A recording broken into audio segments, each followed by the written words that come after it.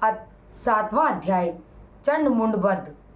ऋषि बोले, तदंतर शुंभ की आज्ञा अनुसार चंड मुंड आदि दैत्य चतुरंगिनी सेना के साथ अस्त्र शस्त्रों से सनद हो चल दिए और फिर हिमालय पर्वत के स्वर्ण में ऊंचे शिखर पर पहुंचकर उन्होंने सिंह पर विराजमान देवी को देखा। वे मंद मंद मुस्कुरा रही थी। देवी को इस प्रकार मुस्कुराते हुए देख असुर धनुष और तलवार लेकर देवी के समीप आ तत्परता से पकड़ने का यत्न करने लगे। तब अंबिका उन शत्रुओं पर अत्यंत क्रोधित हुई। उस समय क्रोध के कारण काला पड़ गया, ललाट की भौहें टेढ़ी हो गईं। तब वहां से तुरंत अत्यंत विकराल काली प्रकट हुई, जो तलवार और पाश लिए हुए थी। वे विचित्र खटवांग धारण किए और चीते के चर्म की साड़ी तथा नरमुंडों की माला से अलंकृत थी। उनके शरीर का मांस सूख गया था, केवल अस्थि पंजर मात्र शेष था। इससे वे अत्यंत भयंकर जान पड़ती थीं।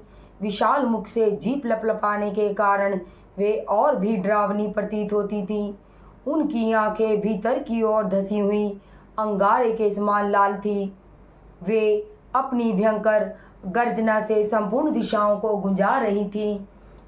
बड़े बड़े दैत्यों का वध करती हुई वे कालिका देवी बड़े वेग से दैत्य सेना पर टूट पड़ी और उनका भक्षण करने लगी।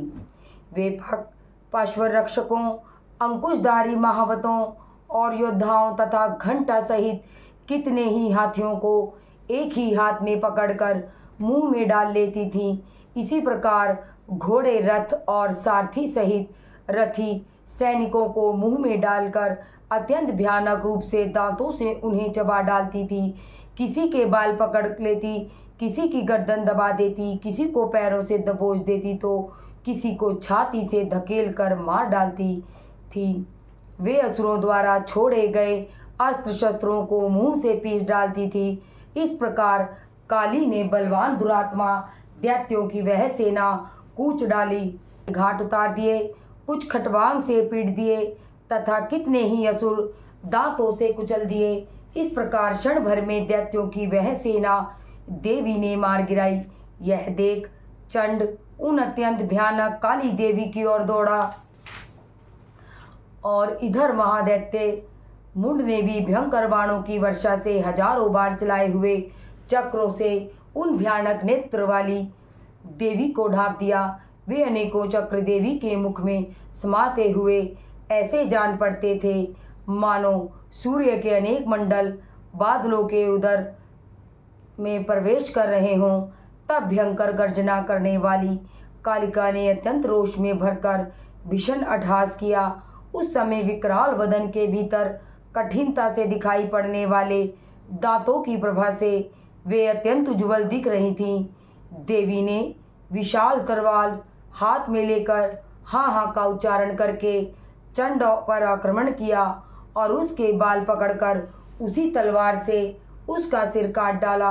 चंड को मरा हुआ देख मुंड भी देवी की ओर दौड़ा। तब रोष में भरकर देवी ने उसे भी तलवार से मारकर जमीन पर गिरा दिया।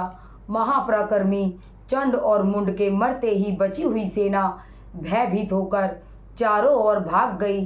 तब काली ने चंड और मुंड के सिर हाथ में ले चंडिका के पास जाकर भयंकर अट्टहास करते हुए कहा, देवी, मैंने चंड और मुंड नामक ये दो पशु आपकी भेंट चढ़ा दिए हैं। अब इस युद्ध यज्ञ में शुंभ और निशुंभ का वध आप स्वयं करना। ऋषि बोले, अपने सन्मुख लाए गए चंड मुंड नामक महादैत्यों को देखकर कल्याणी चंडिका ने मधुर वाणी में काली से कहा, हे देवी कालिके, क्योंकि तुम चंड और मुंड को लेकर मेरे पास आई हो, इस कारण संसार में अब तुम चामुंडा के नाम से विख्यात होगी। इस प्रकार श्री मार्कंडेय पुराण में सर्वाणिक मनवंतर की कथा के अंतर्गत देवी महात्म्य में चंड मुंड वध नामक 7वां अध्याय पूर्ण। बोलो श्री भगवती की जय। दुर्गा।